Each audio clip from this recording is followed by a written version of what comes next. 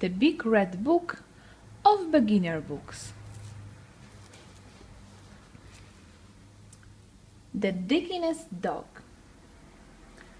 by Al Perkins, illustrated by Eric Gurney.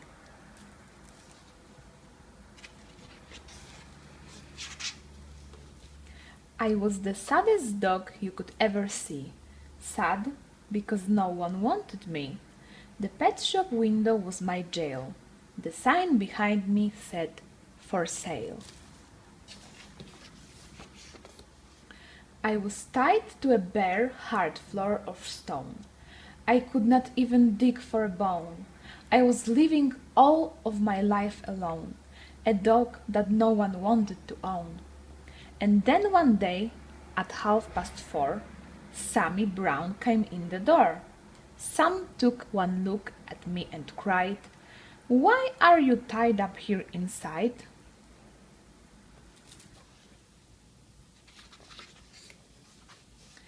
"I've always wanted a dog like you, so I'll tell you what I'm going to do. I'll take you out to the farm with me. You'll play outdoors where you should be." I felt as happy as a pup when Sam painted the man and picked me up. He rubbed my ears, he scratched my head. "I think I'll call you Duke," he said. Sam gave me a collar, he gave me a lead. We left that shop at tremendous speed. We went a long way out of town. We came to the farm of Sammy Brown. It was the nicest place I've ever seen. A pretty white house in a field of green. And in the shade of the apple tree, a special dog house just for me. Next morning, while Sam did his course, he let me run and play outdoors. I'd never played outdoors before. I'd always lived on that hard floor. I'd never run on nice soft ground. Now I barked with joy as I ran around. Sam looked at me and scratched his head. "Doug, you need some friends," he said. He blew his whistle, he blew a blast, and many dogs came running fast.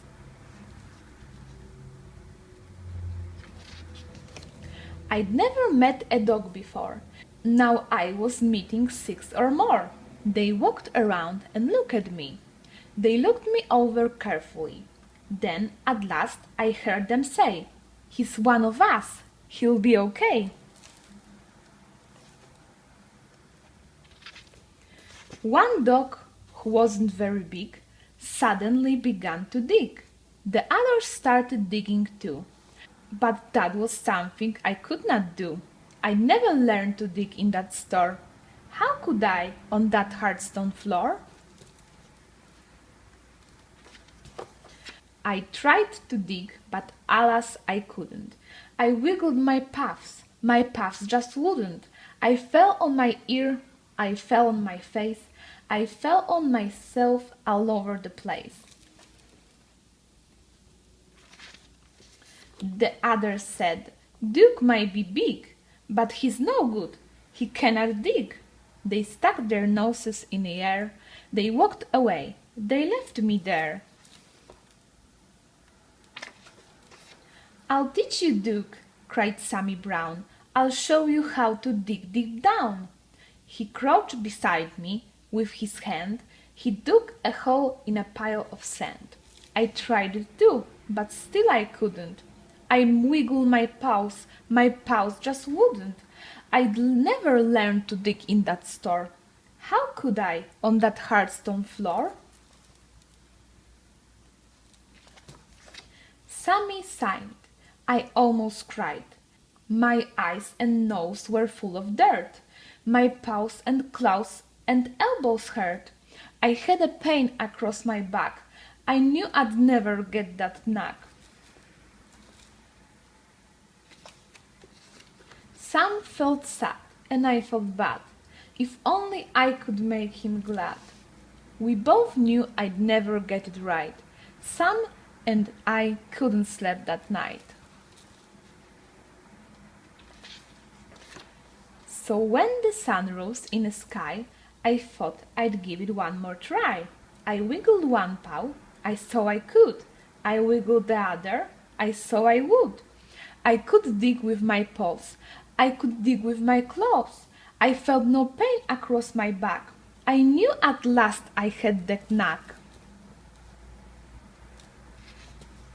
Sammy Brown looked out at me. He saw me digging happily. "Good for you, Duke," Sammy cried. "I knew you'd do it if you tried." So I dug farther, I dug faster, I dug and dug to please my master. I dug up grass, I dug up weeds, I dug up daisies, I dug up seeds, I dug up fence, I dug up gates, I dug up the garden of Mr. Thwaites.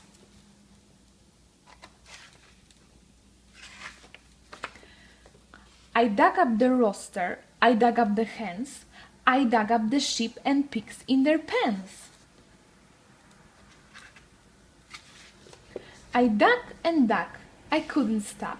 I dug the barber in his shop. I dug up Mr. Rodney Tyre, sitting in the barber's chair. I dug my way right through the town. I dug a lot of buildings down. I was having so much fun. I dug up Highway 81. I came to a hill. I dug to the top. But all of a sudden I had to stop. Right in front of me, looking down, there stood my master, Sammy Brown. Sam didn't smile or pat my head.